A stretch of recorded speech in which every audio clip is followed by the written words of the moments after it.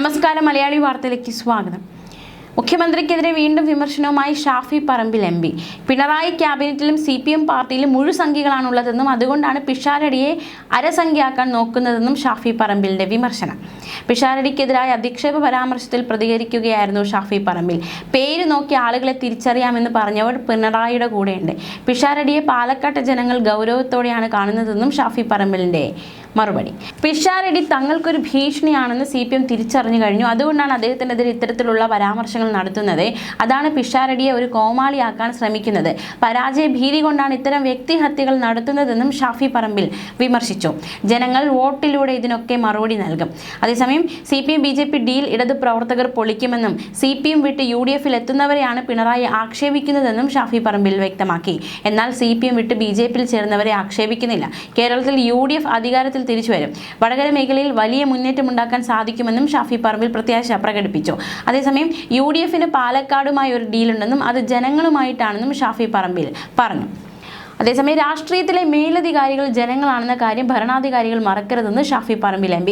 കേരളത്തിന്റെ മുഖ്യമന്ത്രി പിണറായി വിജയൻ വെറും PR വിജയനായി മാറിയിട്ടുണ്ടെന്നും കേരളത്തിലെ ആരോഗ്യ മേഖലയെ നന്നാക്കുന്നതിന് അദ്ദേഹത്തിന്റെ പരസ്യം ബോർഡ് വയ്ക്കുന്ന പണം വേണ്ടിയിരുന്നില്ല എന്നും ഷാഫി പറമ്പിൽ കഴിഞ്ഞ ദിവസം വിമർശിച്ചിരുന്നു. പേരാമ്പ്രയിലെ UDF മണ്ഡലങ്ങൾ തിരഞ്ഞെടുപ്പ് കൺവെൻഷനിടെയായിരുന്നു മുഖ്യമന്ത്രിക്കെതിരെ ഇത്തരത്തിൽ വിമർശനം ഉന്നയിച്ചത്. ബാലുശ്ശേരി മുതൽ പേരാമ്പ്ര വരെ വച്ച ഫ്ലെക്സിന്റെ പണം ഉണ്ടായിരുന്നെങ്കിൽ വയറ്റിൽ കത്രിക കുടുങ്ങിയ ഹർഷീനയ്ക്ക് നഷ്ടപരിഹാരം നൽകാമായിരുന്നുവെന്നും ഷാഫി പറമ്പിൽ വിമർശിച്ചു.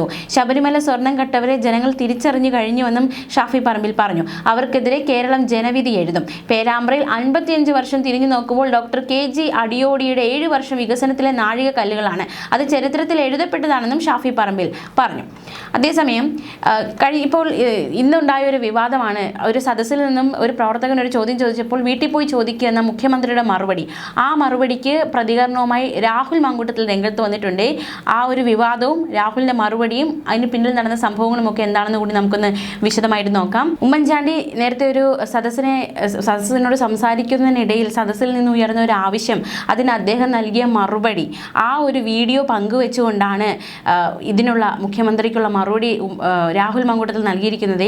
സദസ്സിനെയും കേൾക്കും, മറുപടിയും പറയും, ഒരേ ഒരു ഉമ്മൻചാണ്ടി സാർ എന്ന് പറഞ്ഞായിരുന്നു രാഹുൽ മാങ്കൂട്ടത്തിലെ ഫേസ്ബുക്ക് പോസ്റ്റ്.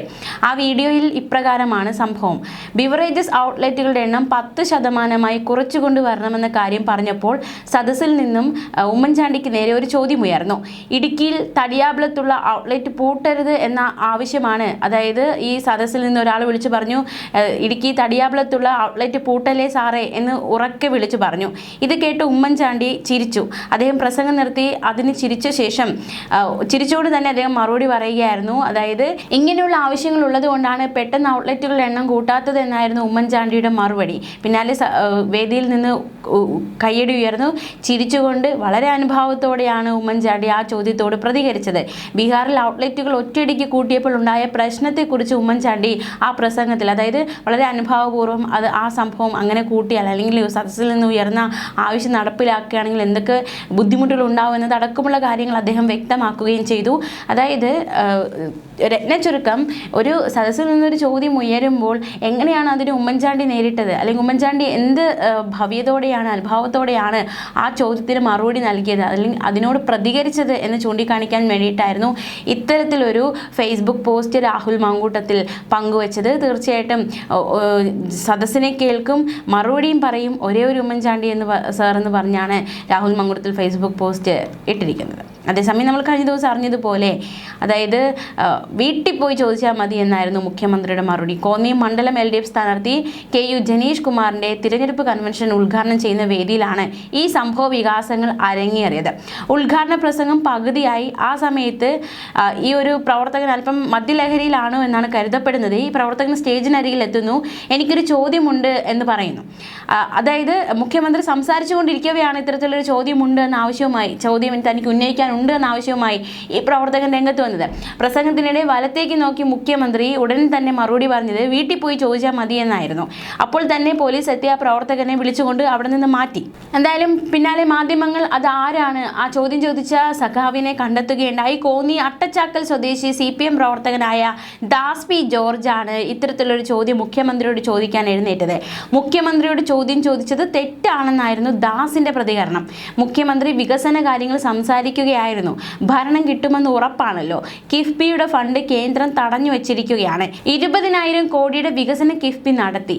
ഭരണം കിട്ടുമ്പോൾ തുടർന്നുള്ള വികസനത്തിന് ഫണ്ട് എവിടെ നിന്ന് കിട്ടുമെന്ന് ചോദിക്കാനാണ് താൻ ഉദ്ദേശിച്ചത്.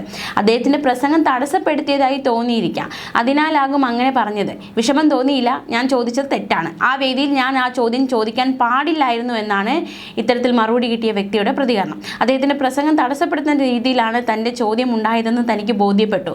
ബസ്സിലാണ് ഇവിടെ നിന്ന് പരിപാടിക്കായി അവിടേക്ക് കോന്നിയിലേക്ക് പോയത്. പ്രസംഗം കേട്ട ശേഷം ബസ്സിൽ തന്നെ തിരികെ വന്നു. പോലീസ് ഒന്നും ചോദിച്ചില്ല, ചോദ്യം ചെയ്തിട്ടില്ല, കസ്റ്റഡിയിൽ എടുത്തിട്ടില്ല. പോലീസിന്റെ ഭാഗത്തു നിന്ന് മോശമായിട്ടുള്ള ഒരു പെരുമാറ്റവും തനിക്ക് നേരെ ഉണ്ടായിട്ടില്ല. കസേരയിൽ ഇരുന്ന് പൂർണ്ണമായി പ്രസംഗം കേട്ടു. അതിനുശേഷമാണ് താൻ മടങ്ങി വന്നത്. പാർട്ടിയുടെ എല്ലാ പരിപാടിയിലും താൻ പങ്കെടുക്കാറുണ്ട്. പ്രാദേശിക നേതാക്കൾ ആരും തന്നെ ബന്ധപ്പെട്ടിട്ടില്ല. ഈ സംഭവവുമായി ബന്ധപ്പെട്ട് മുഖ്യമന്ത്രിയെ കാണണമെന്ന ആഗ്രഹം തനിക്കുണ്ട്. ഇനിയും മുഖ്യമന്ത്രിയുടെ പരിപാടിയിൽ താൻ പങ്കെടുക്കും.